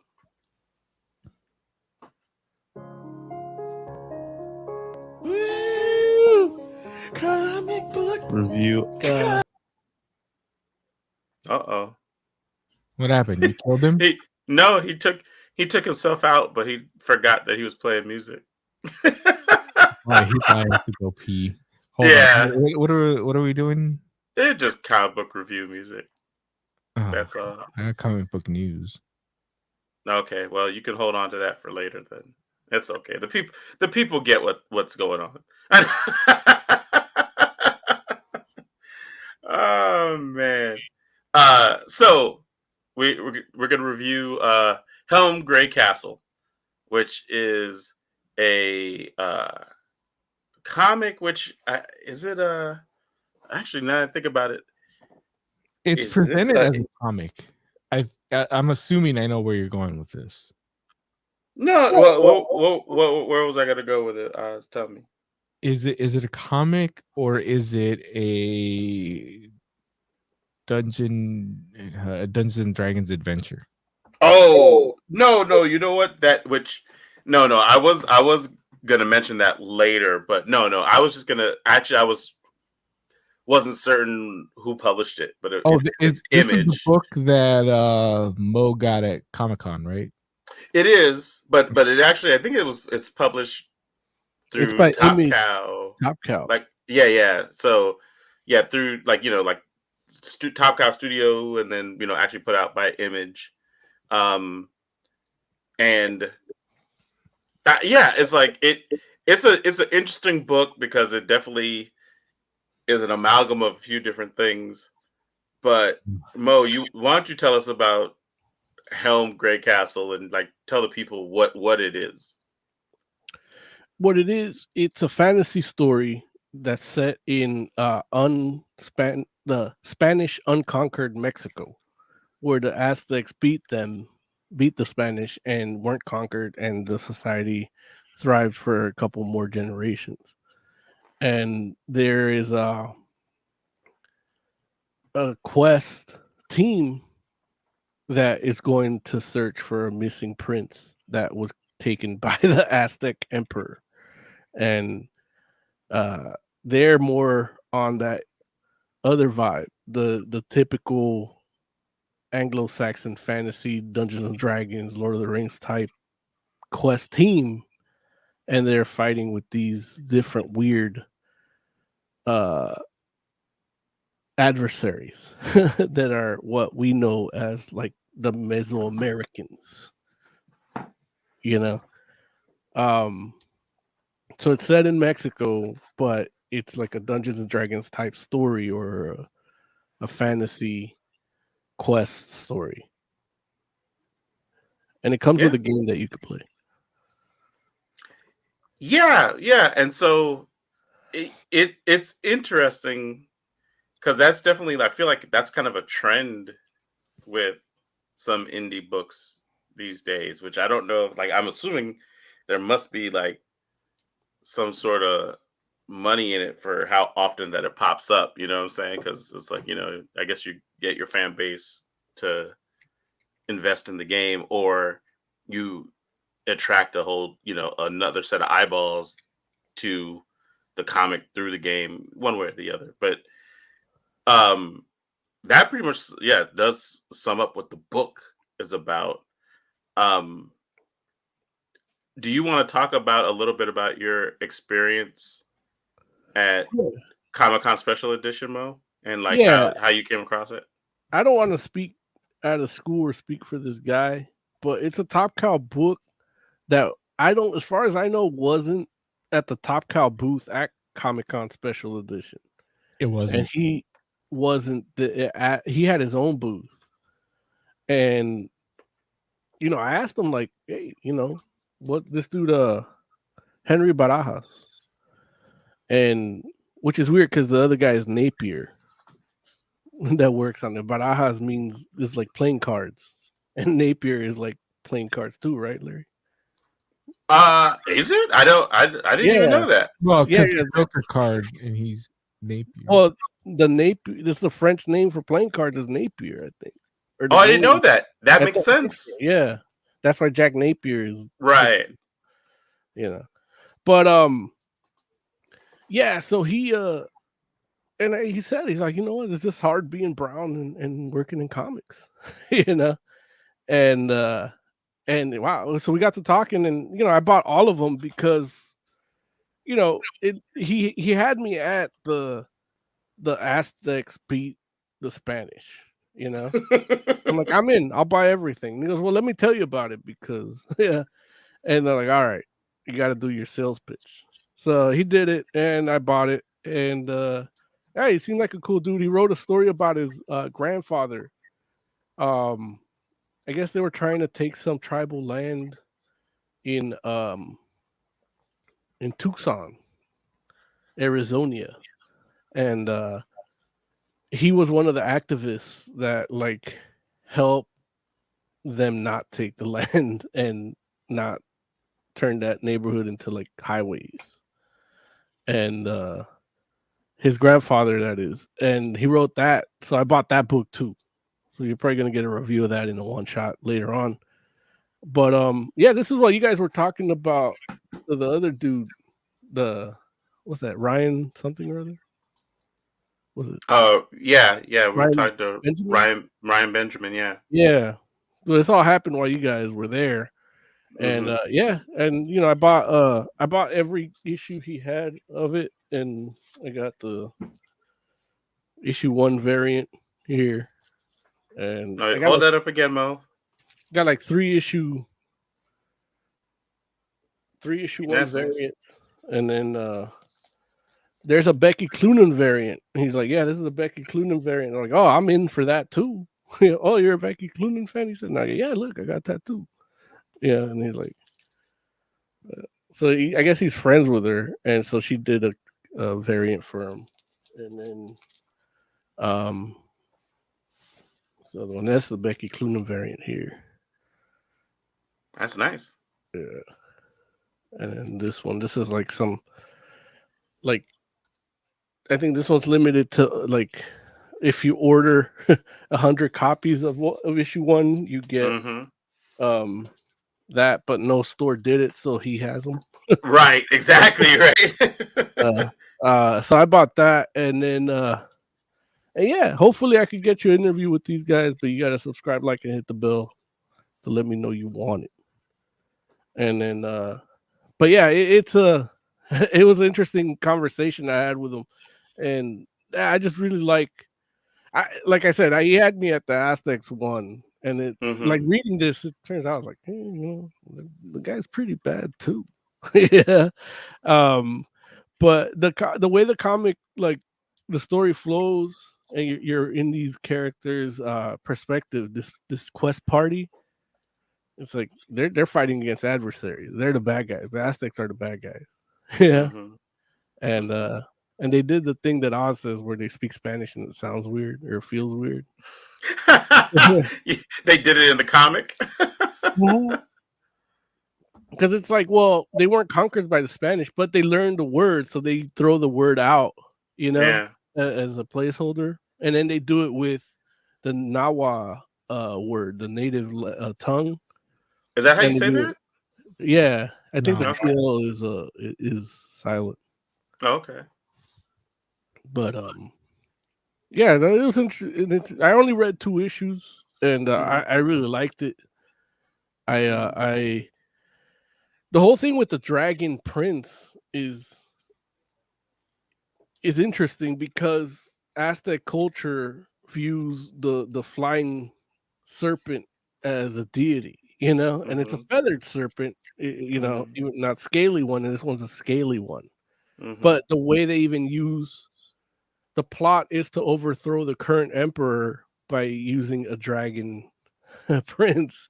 So those two like weird cultural, because for all intents and purposes, the Dungeons and Dragons stuff is steeped in European stuff. Their stories of elves and fairies and shit like that. And but there's a lot of crossover when it comes to like dragons. Dragons are in every culture for some reason. I don't know why. But some people say that our ancient alien that shaped humanity were reptilian and they're dragons. But yeah. But yeah, so it's very like even the guy they're trying to free, the warrior, they're trying to get Batman because Batman can turn the tide of battle. Consults is the bat deity. Oh, really? Yeah. Oh, see. Oh, when you actually see him, like his headdress is the bat ear. So it kind of has like the Wolverine thing going on, but it's bat ears, and it's like the cow looks more like a bat than Batman. Yeah. But yeah. So I was like, I really, knowing that as part of my own culture to a certain degree, it's like, yeah, I like this book. Yeah, like it uses a lot of. I know he used a lot of resources from a specific source, from a historian, a cultural historian of Aztec culture, and a lot of the way that he set up in the world building shows, the way the empire was, the places, even like the way they designed the Temple of the Sun looks a little different in the book, but he makes a note is because of a remodeling, because the Spanish didn't pillage it, so they remodeled. This is what it would look like if the Spanish hadn't taken all the valuable shit and burned it. Yeah. So Oz, what did you think of Helm Greycastle? It was a lot. It's a lot. The concept I like. The execution I think falls short. Art wise, fine. The book it's well drawn. It's pretty to look at. It's fine. I do like the concept of a story being told as a D&D adventure. One of my favorite one of my favorite novel series began as a D&D adventure, and then 2 of the players just decided to make it into a book, and that spun off its own thing. So it starts off. I only read the first book. It starts off in a way familiar to me that I was really getting into. Where it loses me is when you get to the Mesoamerican stuff, because the way it's portrayed is like it's actually Earth. It's taking place in Earth. And so I'm expecting the adventurer party that was just in like fighting skeletons in the snow to have to take a ship or teleport to, I expect them to be somewhere in a upper European, maybe upper Russian, so someplace that we know, because having the Mesoamericans or like, not just like, hey, these are basically like they actually use names.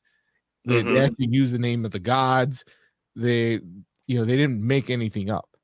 Right. Like, I expected them to take a ship or something like that, but no, they just say, "Oh, I've never been this far south."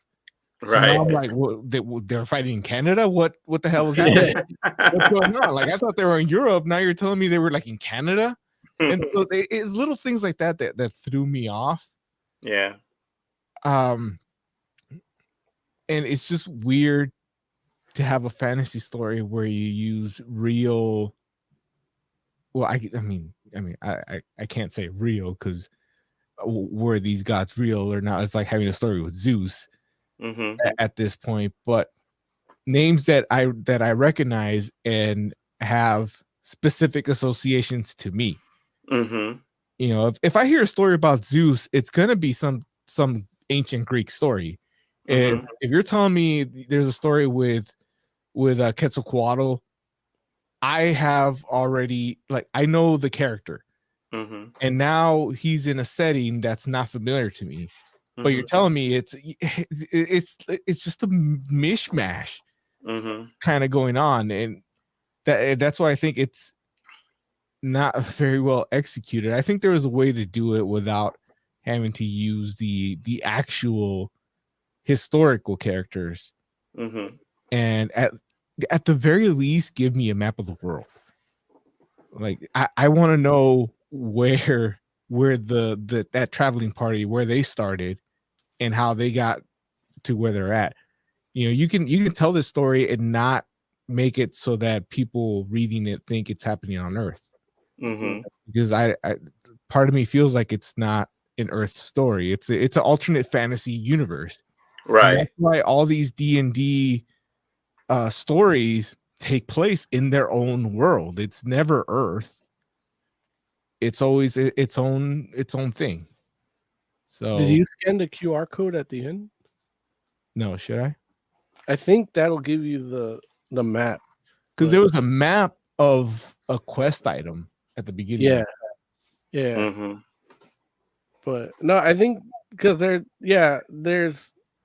I'm not finding it here. I think in the single issues there's the QR codes where you can get the more images that'll make you enhance your experience. Yeah. That may or may not have a map. Okay. I just, like, there's stuff that I assume they're gonna explain at some point, like when the characters who are portraying the gods, are they people fulfilling that role, or are they actually the god? The thing is they didn't have, the Aztecs didn't have kings. They were gods. Like, the king was God. So they're kings of different domains, and they embody that that God. That's who they are, but they're people. Okay. Yeah. I just kind of assumed, because there's a Montezuma, Yeah. I assumed he was like Caesar, like it's a title at this point. Well, he's like the descendant of the Montezuma. Yeah, they call him Montezuma the Third. Yeah. Which is also kind of weird. You don't feel like the Mesoamericans would have demarked the next Montezuma like that? They would have done it different? Or? If he was an actual child heir to the throne, he could have had the name. But it could also be a title at this point, like Caesar. Right. So, okay. And that's just something that I feel like I would learn if I kept reading. I mean, there's 5 issues to this story, and I only read the first one. So I only read the intro to the world. Yeah.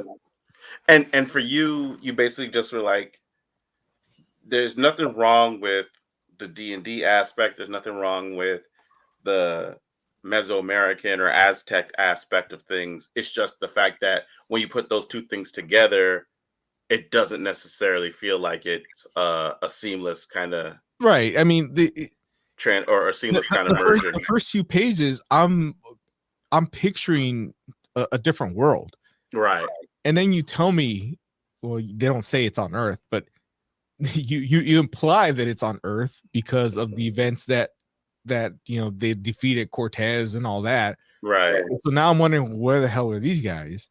Right. And they weren't in Europe because they just headed south. Like that, it's stuff like that just it threw me off. A cave portal would have just fixed the whole thing for you. Yeah, but I mean, they have a magic user. If that magic user just made a portal, yeah. Like, okay, so they either went interdimensionally or just intercontinental, whatever. I'm in. Keep going. Let's go with the story. Right. Now, I know for me, like, I thought it was interesting because we do start with this more traditional kind of fantasy type feel to things. And right off the bat, I was like, oh, this is like an interesting kind of group, just because it feels like it's not your typical kind of group. Like, it has some elements of it that are familiar, but others, like, I mean, like, for instance, there's an orc in the group. And a lot of the time you don't, like, an orc isn't necessarily a part of the party, or even like, sometimes you see like orc hybrids, which the person in this is, but it's not like your typical group doesn't have an orc hybrid in it. So I'm like, okay, that's different and that's cool. And then I know when I got to the Aztec kind of aspect of things, I was like, oh yeah, that, like, it, I kind of felt a little bit of what you did, Oz, but at the same time, I think I was just like, you know what, I'm okay with this. I'm okay with just like letting this ride and let's see where we go with it. And I do agree that it would have been better if there was some sort of portal or some sort of transition. However, I almost finished the whole thing. Like, I didn't finish issue 4, but I guess at that point I was just like, like I even had the same reaction you did when you're like, oh, I've never been this far south before, and I'm like, so they just walked, like, it's like, yeah, like I had that same kind of reaction, but at the same time I was like, I'm willing just to suspend disbelief for whatever reason, but it would have been cool to have a good story reason for how these people are interacting. Right. But that's why I hesitate to say it was bad, right?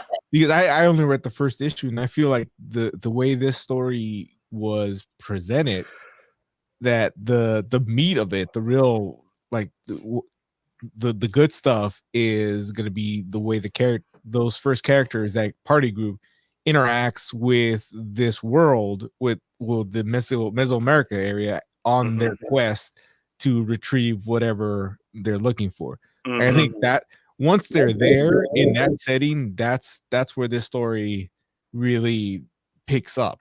I think I feel like maybe just that first issue, the introduction was a little bit of a trip, but that's not the meat of the story. And you read further, so you tell me, once they're there, the way they interact with these people, I feel like that should be the best part of this story, and I didn't get there yet.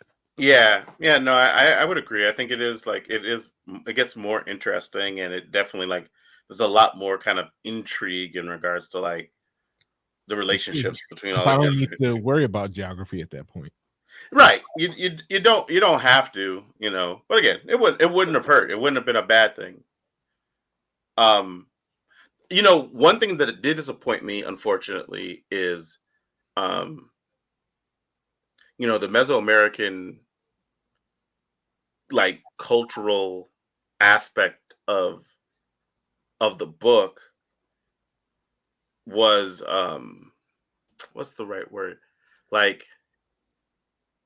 I'm like personally, I'm not super familiar with like all of the deities and with like the terminology, like even some of the names, like because I've read enough, I understand that the names can be a bit tricky in regards to the pronunciations and how like the different letter configurations go together and whatnot.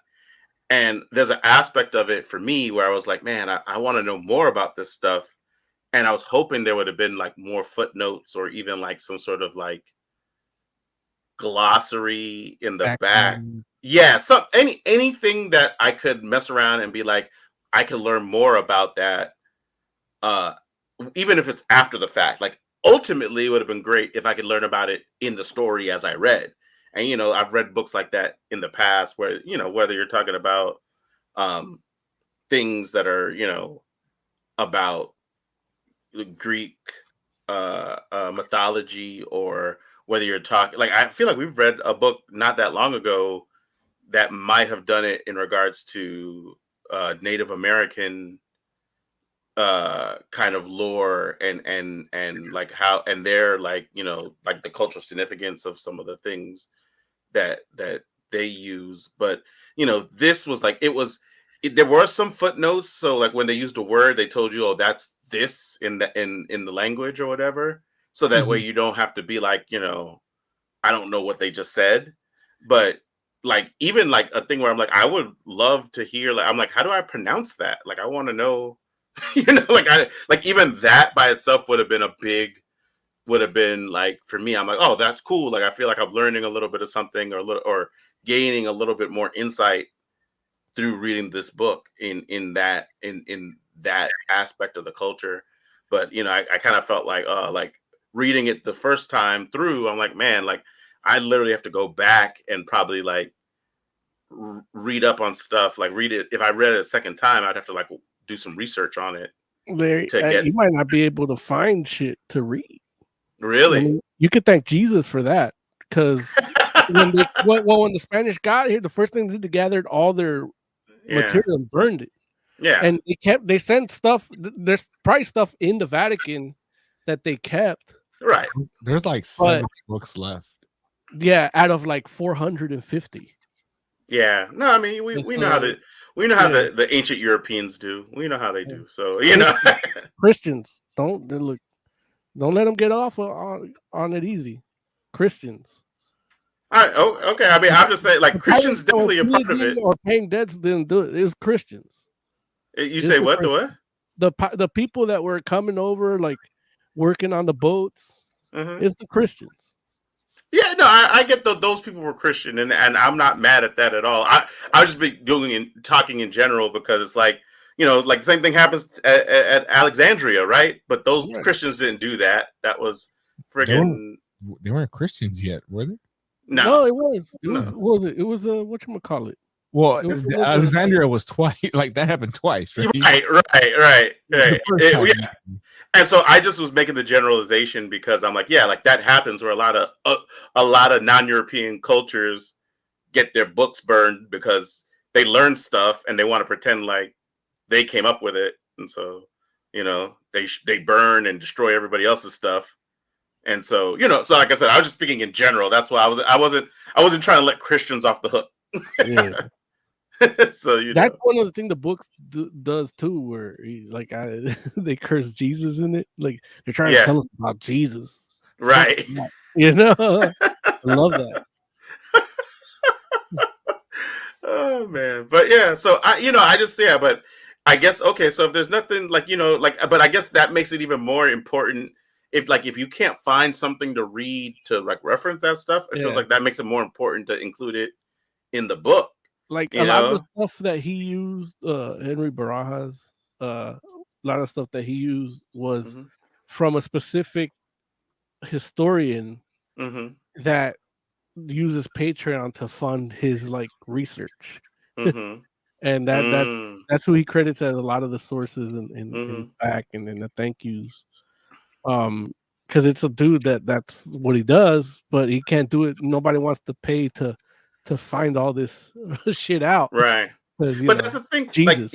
Like even even like what you're talking about, where you're like the dude is like, like has like the bat god, Yeah, like personification or whatever, and it's like, I know for me, reading it, I didn't know that, and yeah, so it didn't even. And I do, after the fact, I'm like, oh yeah, he does kind of have like a little bat kind of thing going on or whatever. But it's like I don't know, I don't like because you have a connection to some of this stuff culturally. It's like you're able to make connections with what characters are doing and like how they're acting that someone like myself who doesn't know, it's like I don't make those same connections. And it's like I'm not saying like, oh well, you need to make sure like those that don't know, you don't have to cater, but at the same time it's like I feel like there's a certain amount of like it felt like, based on some of the things you were saying, like part of that intention of putting this stuff out there was to like familiarize some yeah. people with that stuff. And I'm just saying like, oh, like I want to be familiarized with it, but unfortunately, yeah, it didn't do it as well. He's only one dude. He is only one guy, absolutely. And it's one of those things too where it's like I could totally see a thing where it's like, like he'll do a different project and still incorporate some of the stuff in it, and it'll be different then. I could totally, and he might like do it in a way like having done it once already. He's like, okay, well, let me try some of that again, but interject it in a slightly different way, and it might be a little bit more successful in that particular aspect. But realistically speaking, it's like story wise, it's interesting. It's like it's wild how the elements, like once you get past the geographical aspect of things, it's interesting how the elements do end up falling together and how they do end up trying to tell a bit of a story about these two different groups of people, and like even the potential connections between them. You should at some point Google ancient Mayan Batman. Okay. Because they you got to see this. It's amazing. Okay. I'll do it. Yeah, and I mean, well, there's the stories of like the Ragnarok and all that. Surprise, surprise, there's a giant reptile involved too. Yeah, a giant what involved? Reptile, a snake. Oh, got you. Because they have that. And that's one of the things that did survive, and a lot of it is through spoken word too. Specifically in the Mayan, because it's similar. It's like Greek and Roman with the gods, Yeah. The Aztecs were more. They became, guys like me and Oz. But there's a lot of people that just especially in the southern part of Mexico, that didn't really get too into the Christianity of it. They held on to their lore. And I think that's how you can find out a lot of shit, just talking to those people. But they're dying off. Yeah. I know trying to talk to my mom about it isn't like, because she loves Jesus, and that's the only man in her life that never disappoints. But she knows the stories, but doesn't like. She knows it. She wouldn't tell me. I had to like find out, and then she's like, "That's not how it is. It's like this." And because I find out from the internet, and then that's how I trick her into telling me this. Gotcha. It ain't like that. Yeah.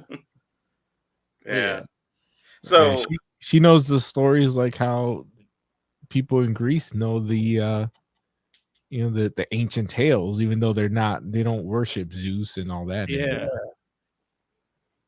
They're all Christian too. Yeah. So the Christians really they spread their seed everywhere. I know, Oz, you mentioned that you thought the art was pretty good. What about you, Mo? How do you feel about? I liked it. Like the design was good. Like the Aztec design was really good. I enjoyed that a lot. What's the dude's name here? Brian. The colorist was Brian Valenza. The penciler was Ramat Handoko. And let's see, yeah. Letter was Gabriella Downey. But yeah, no, the art I really enjoyed it. It's it's Top Cow, man. Like if anything, you're getting good art from Top Cow, if not story. That's not where your Top Cow book's gonna fail. It's not gonna fail in the art. So I knew that going in, and then the way he told me the story, I enjoyed it too. So, but yeah, the art I really liked. I like the little dragon dude. Like they need to make a little Kickstarter like action figure, the little dragon prince. Yeah. Any one of those dudes as an action figure would be tight, though. You know they do a good job because when you get to Mesoamerica, those guys are wearing a lot of little crap. Yeah, that you have to kind of you have to convey. Like they don't always draw everything, but they at least give you the impression like there's a lot going on in whatever the chess piece that he's got going. So yeah, the art was on point for this book. Even like how they did the Jaguar Knights, like they were a specific group of knights that patrol the jungle, And my mom would tell me the story of the Balam, which was the jaguar men that would protect the jungle. When people go hunting, you go in a group of 4, you're always going to be missing one. Because the Balam, you take from the jungle, the Balam's going to take one from you, So you always take a red shirt with you to when you go hunting in the jungle. Because the Balam protects the jungle. And it was a jaguar. And it's like, but, I guess over time it was really just a jaguar protecting his territory, but they're like, no, it was like a man, and there's a werecat, because that's the whole thing. They got the werecat there, and then even like when they go speak to the god of the dead in issue 2, and it's the Xolo Escuintle, the hairless dog, like that's the Aztec Anubis, Yeah. And the jackal and that dog, like even genetically now to this day, like you test that dog and a jackal and they have the same DNA up to like 93%, Wow. which is weird. A lot of like the similarities in that pantheon of gods and stories, they go into a lot of like the oldest religions, the oldest mythologies, like your Egyptian, your Hindu, and your Chinese. They all really like go together. When you think of Aztec in mind, you don't think of that far back, but there's stories with people that I know that worked in the pyramids where they're like, yeah, the original Mayans were like 7 feet tall. Like they say that there was this old man told me that they were the refugees from Atlantis that went to settle there, and the originals were like, the reason that they're short now is because they've been corrupted. The genetics were corrupted by the Spaniards, and but the originals, and then this other dude that actually worked in the pyramids told me, like, yeah, we used to find skeletons that were like 7-8 feet tall, like nothing, like just lined up in burials. Yeah, that's wild. Yeah, it's weird. That's wild. So Arklaw says there's a character in the TNT comic that is an immortal demigod that is an anthropomorphic jaguar. Yeah. His name is a lot of cultures have wow. There was that wine that you gave your wife, really? Anthropomorphic. You got no, because that word has given me trouble for years. I had it for a couple of years. Anthropomorphic. There you go. Jaguar people in a lot of cultures. Yeah. Hecton Chat says, what's the name of this comic? And it's Helm Greycastle. Yes. There it is. Helm Greycastle. It's yeah. And again, read the other book too, if you can. Well, Heck probably knows the story from over there in Tucson, Arizona. Because he lives there. Yeah. Says, I would say furry, but anthropomorphic is the correct term. He doesn't want to offend. There it is. So, should we go ahead and get to rating this book? Yeah. All right. Oz, why don't you go first? What would you rate Helm Greycastle? I think I'm gonna go with 4 because my issues with it were with the first book, which is really just an introduction. I think the story should get going once the the main party is in a singular location. I think the story is about this group of outsiders entering into this specific cultural area. I don't know how to describe it, but that's where I feel the story is supposed to go. And I think the writer just stumbled a little bit in the introduction on how to get us there. But once you're there, I think he tells the story he wants to tell, which Lawrence, you kind of alluded to that. Mm-hmm. Yeah. Okay. Cool. Moses Magnum, what do you think? I would give it a 4.5 out of 5, and it's only because I've only read half of it, and it's not one of those things like with Hawkeye. I can just be 5 right now because if I stop watching it right now, that experience is there. With this one, it's like I need to finish this. Yeah. Mm-hmm. So and then that's what comics is. So yeah, 4 out of 5, 4.5 out of 5 right now. Okay. I think for myself, I feel like maybe like 3.75 is where I'm at with it. It's like it's a good book, and it's a solid story. Um I want to be more invested, and I think that, it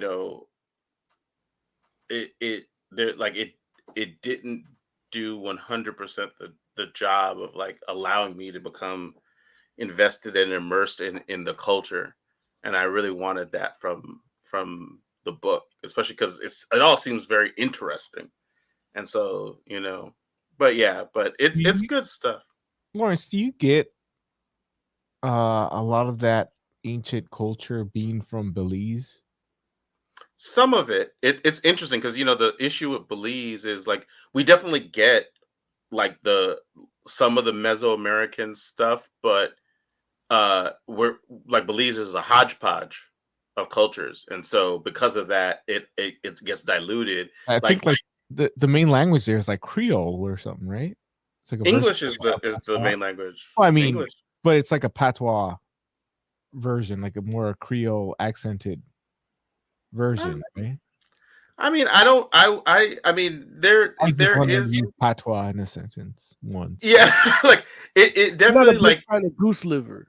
Creole is definitely a way uh would describe it, because yeah, like people people do say, hey, you don't speak Creole, whatever, but it's English. It's just they use different words or have like a slightly different pronunciation of words. It's much harder to read than it is to listen to, because if you listen to it, you probably will be able to get what they're saying. If you read it, you'll be like, what language is this? you know but it's interesting because like I know, like, for instance, on my mom's side, my grandfather was the Mayan in our family, and like and so he would tell me of some of that stuff, but he passed away, and like that aspect of things, like we kind of lost that with him. Like my mom, I think, knows some of those stories, but it wasn't like, it was a thing where he knew some of the stories, but it wasn't like the main thing for him either, so it was, so yeah, so it all depends on what your background is as far as, from a Belizean perspective, because there's some aspects that delve deeper into like the more Spanish aspect of things or whatnot, and other people that do more of the English aspect, and people that do more of the Caribbean aspect. So it's like all of that is all like, but all of those are considered part of Belizean culture. So yeah. So yeah, I don't know enough about it, and I think that that's for me, like that was a part of it. Unfortunately, it affected my enjoyment of the book because it made me feel a little bit more like I was on the outside, and but I want to be in, you know what I'm saying? I want to be in. So, and I was like, oh man, like I'm gonna have to mess around and do some research and then read it again. You know. There's Mayan Wonder Twins.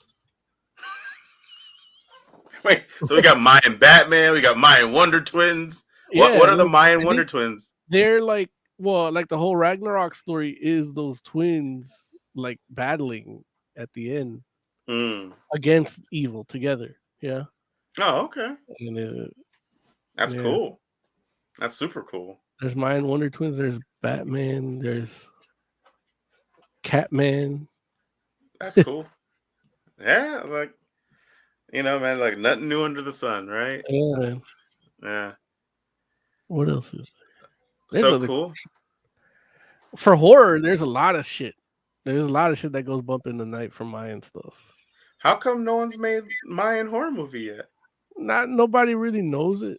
You know, I mean, there is some, you know, yeah, it's weird. There is some, but everything was tainted by the Spaniards. So like stuff like the Llorona, like there is like a native origin to that, but it turned into this scorned woman that her husband left and she killed her kids. But it's not about. It's more in line with like your Lilith type mythology, but they with the Spaniards it turned into that.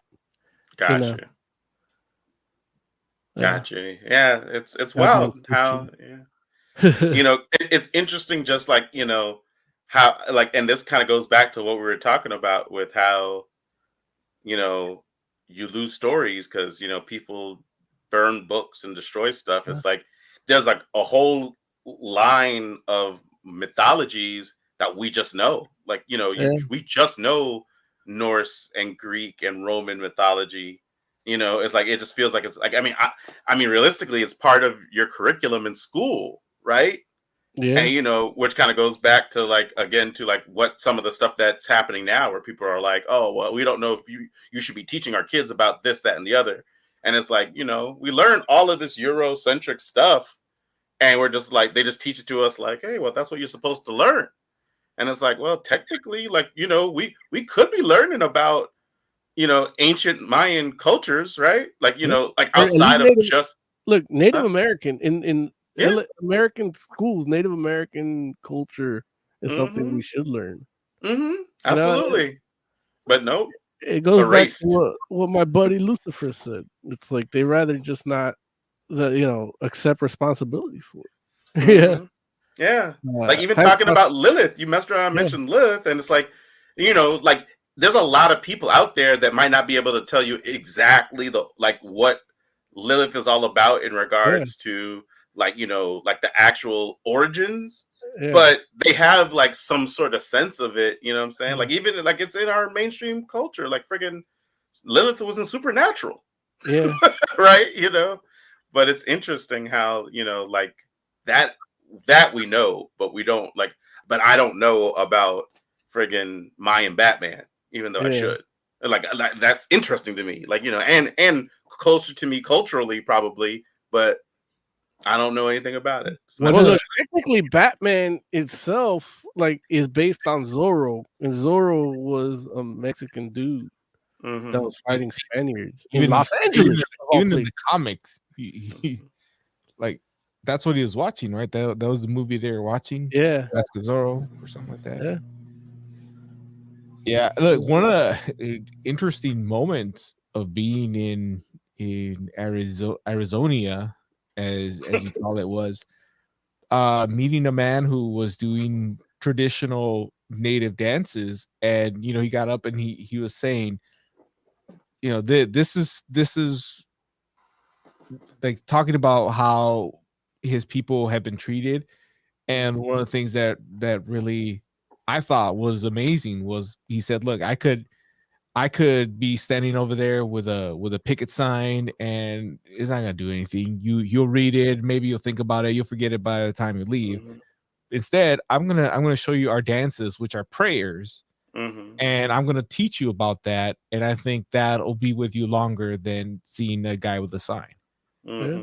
And so, yeah, I would encourage anybody watching this to, learn. You can Google this stuff, whatever culture you want to learn about. There's info out there. It might not be complete. There might be stuff missing, but you can still Start find with the some of food. it. Google the recipes. You get a lot of it through what, especially in native cultures, with the corn, the grain, the meat, and all that. Like the way they ate was based on what was bountiful at certain times of the year and what they were thankful for.